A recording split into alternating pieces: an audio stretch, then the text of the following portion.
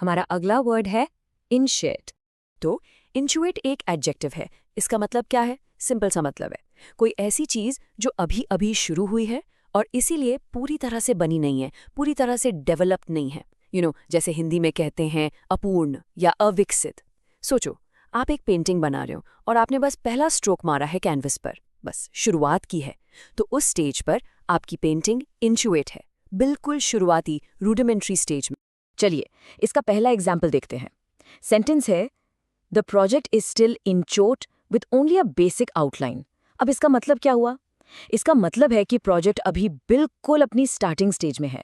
अभी सिर्फ एक बेसिक सा आउटलाइन बना है, एक खाका तैयार हुआ है, उसमें डिटेल्स ऐड करना, उसको आगे बढ़ाना, ये सब अभी बाकी है। तो हम कहेंगे कि ये प्रोजेक्ट इंचोट है। ओके, अब देखिए, ये वर्ड सिर्फ चीज़ों के लिए नहीं बल्कि फीलिंग्स या एहसास के लिए भी यूज़ होता है। बहुत इंटरेस्टिंग है, राइट?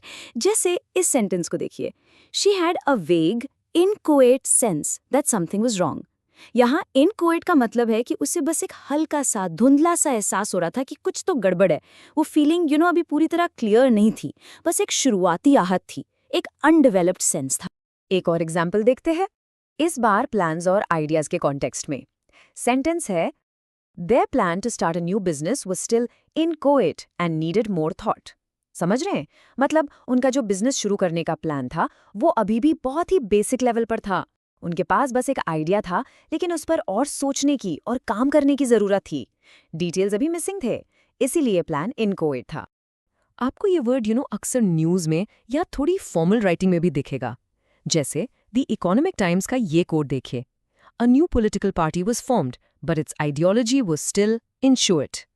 इसका मतलब सिंपल है कि एक नई पॉलिटिकल पार्टी तो बन गई थी, लेकिन उनकी आइडियोलॉजी यानी उनकी जो सोच और सिद्धांत थे वो अभी तक ठीक से डेवलप नहीं हुए थे। वो अभी भी बन रहे थे, फॉर्म हो रहे थे, बिल्कुल इंचुएट स्टेज में थे।